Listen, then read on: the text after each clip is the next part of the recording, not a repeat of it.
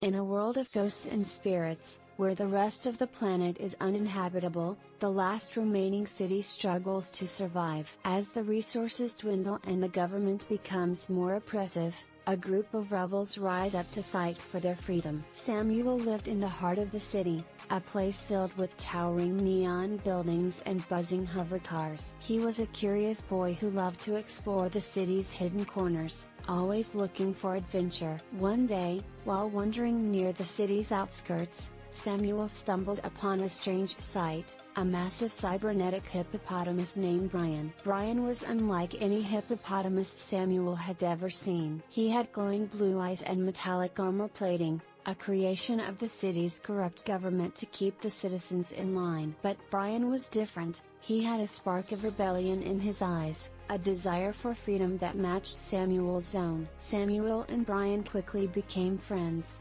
bonding over their shared love of adventure and their desire to fight against the oppressive government. Together, they embarked on daring missions to gather supplies for the rebels and outsmart the city's surveillance drones. But as their exploits grew bolder, so did the government's response. They sent their most fearsome enforcer, a robotic giant known as the Iron Sentinel, to hunt down Samuel and Brian. The city was no longer safe for them, and they had to flee to the wastelands beyond. In the barren wastelands, Samuel and Brian found a hidden rebel base, a sanctuary for those who dared to defy the government. The rebels welcomed them with open arms, impressed by their bravery and determination. Samuel knew that this was where he belonged, fighting for a better future alongside his friend Brian. The rebels planned a daring raid on the city's central power plant, the source of the government's control over the population. Samuel and Brian volunteered to lead the mission,